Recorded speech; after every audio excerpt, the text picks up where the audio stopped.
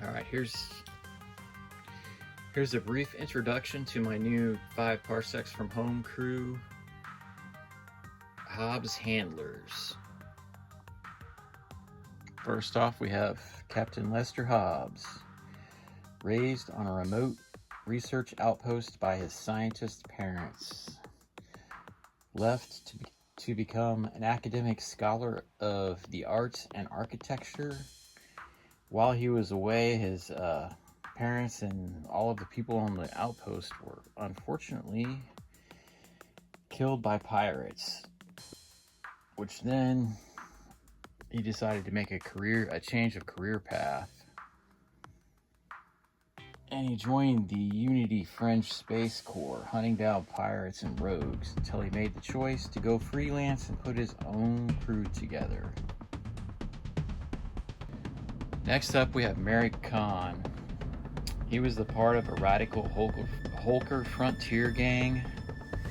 He escaped from that life and was getting by as a petty criminal before joining the crew. He's a highly experienced combatant with a rattle gun, and he's got a brutal melee weapon, kind of like Bronn on Game of Thrones, stuck back here. But yeah, he's a brute. He can do some damage. Unfortunately, he's not a really good shot, but we'll see how he does. He can avoid the clumsy and heavy weapon rolls, so he can move and fire with this thing, but his aim's not so good. Next up, we have Ilmarin. He's the young son of a precursor bureaucrat. He's kind of bounced around as a mercenary for hire before joining the crew, and he wishes to bring proper order to the fringe. Next up, we have Luna Hadley. She served under Captain Hobbs in the Fringe Corps, the Unity Fringe Corps. She grew up in the slums as a urchin on a core world megacity. She's a political idealist who would like to bring freedom from tyranny to the fringe space. Next up, we have Dex Okira. He escaped from a Unity orphan utility program as a teenager. He spent most of his time since then as a mercenary for hire. He wishes to someday be known as the sharpest deadshot marksman in the system. Next up, we have Valenius, the psionic. He was part of an endangered minor alien amphibian species that grew up in a zoo-like environment since he was just a tadpole. He's been studying the faith of his species since gaining his freedom and trying to hone his psionic talents, and he only uses melee weapons. Alright, here's the board. Our current job is protecting this gentleman on the beast and his 2 beasts. They've been traveling across the land for a couple of days without incident. They need to make it to one of these 2 buildings in the back.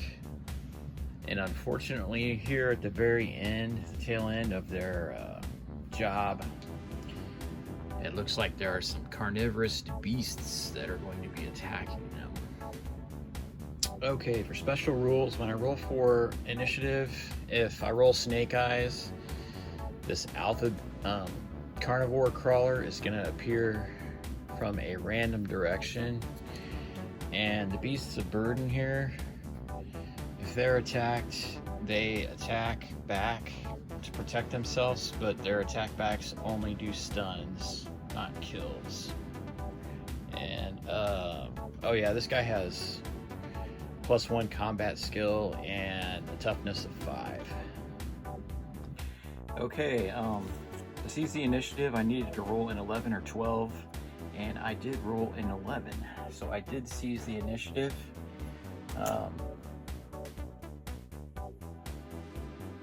Villainous, my minor alien, He's actually starting out with a movement of 7, which I've never had character start out that fast because of his background rolls. And then he's a minor alien, so he got to roll on a random plus to one of his attributes, and it happened to be speed. So he got a +3 to speed starting out. So speed 7.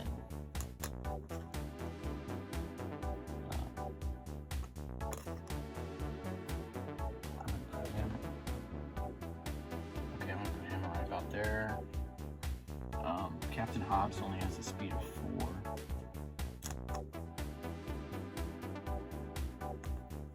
4.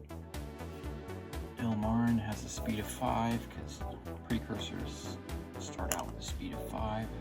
So he's gonna head right up there. Luna Hadley has a speed of 5. These guys are gonna try and protect the rear, I think. Dex of Kira only has a speed of 4, and the beasts have a speed of 4.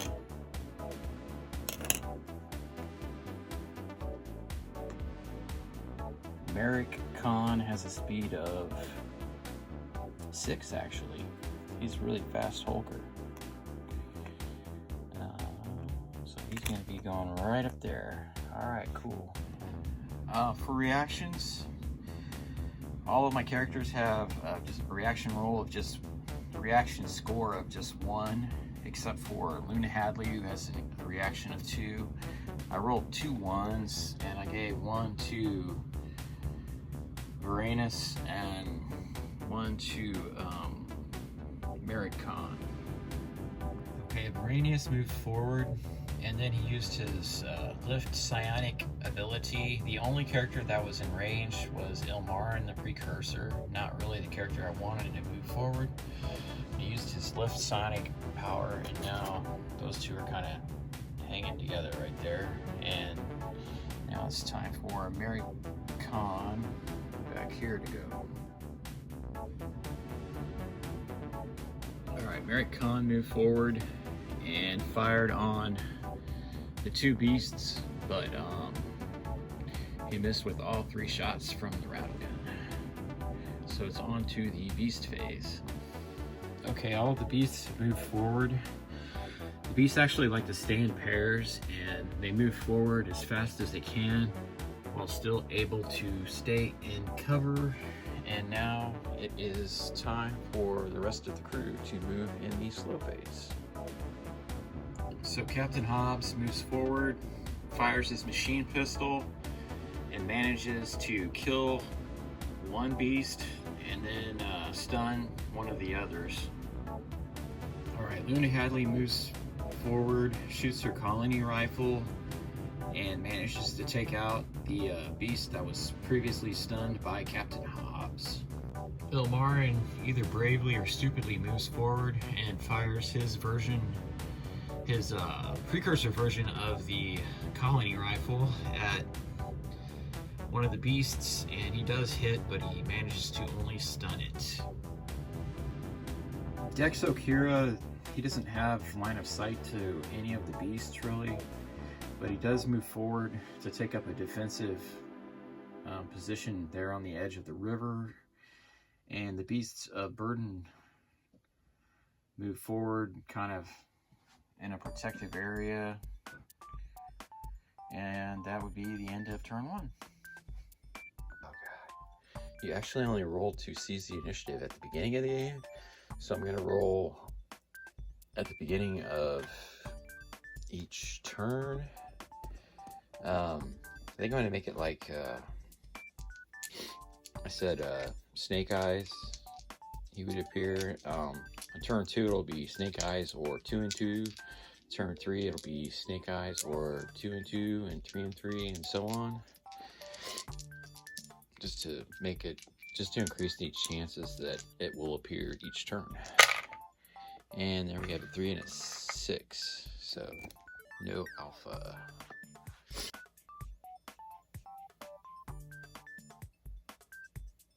Okay, Luna Hadley was the only one who could go in the quick phase.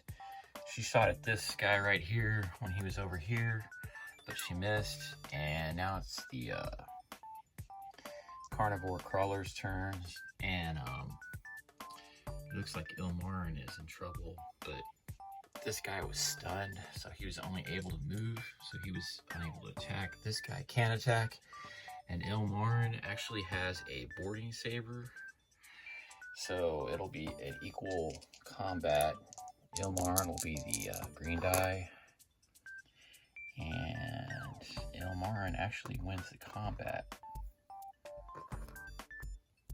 And the beasts have a toughness of 4, so a 2, so it's just stunned. So I'll just move the stun marker over there, and now it is time for the rest of the team to go. All right, the crew over here collectively managed to kill those 2. Valenus moved up to attack the guy who attacked Ilmarin, and he has a boarding saber as well. So it's going to be an equal fight. You know, I didn't... Okay, 4 and 4, that's a tie, but I think boarding sabers have the elegant. Okay, the elegant trait says that he can re-roll the combat if he wants, and he gets another 4, so it's just a wash. All right, that would be the end of turn 2. I need to roll on the battle events table. For the battle events table, we have a dense cloud of fog that extends 6 inches out from the center of the table, and it blocks visibility for 2 inches for the rest of the battle. So we're kind of right in the center of the table, and that's going to help carnivore crawlers quite a bit. I've kind of made a little circle with these markers. The carnivore crawlers passed their morale tests, so yes, it's on to turn 3. All right, at the beginning of turn 3, I did roll double 2s, so the alpha is, I rolled a 3, and that ended up being that he's coming out on this side. And we have the smoke cloud, so what was going to be an easy run is turning into something not so easy all of a sudden, and Merrick and Luna and Captain Hobbs are all going to get to go in the quick phase. Okay, for the quick phase, Captain Hobbs moved up and killed one of the carnivore crawlers, and then Luna Hadley moved up and killed the other one, and then Merrick was unable to clear the fog to make a shot at the alpha, so he dashed up to the edge of the fog, and now it is the beast's turn. Okay, for the beast phase, Ilmarin was lucky and was able to stun that beast, and then Valenius was even luckier and was able to kill one of the other beasts in melee combat, and the alpha managed to charge Merrick, and Merrick won that combat and stunned the alpha. And now it's time for the slow phase. Okay, so for the slow phase, Merrick was able to kill the alpha with his brutal melee weapon, and Ilmarin killed the other beast. So I got pretty lucky on my rolls, and I've had a bad habit of always losing my precursor in the first game of 5 Parsecs whenever I played, so I'm kind of glad that Ilmarin did so well, and that is game. All beasts are dead. These guys can go ahead and move up to their little hut. Those are some pretty cool miniatures. Alright, game 1 is down. It was perfect, no casualties. The beast guys here are Crooked Dice miniatures. I think it's Colony 87 is the name of the line. This guy here is a Bad Squiddo miniature. This is a Reaper miniature. This is an old Necromunda Cawdor figure from Citadel. This is North Star Miniatures from the Rogue Trader, or not Rogue Trader, but Rogue Stars game. And also, I think it may have been released for Stargrave 2, and he's the same as that guy, same line. And this is an old Rogue Trader era Eldar miniature. And that's game, and thanks for watching.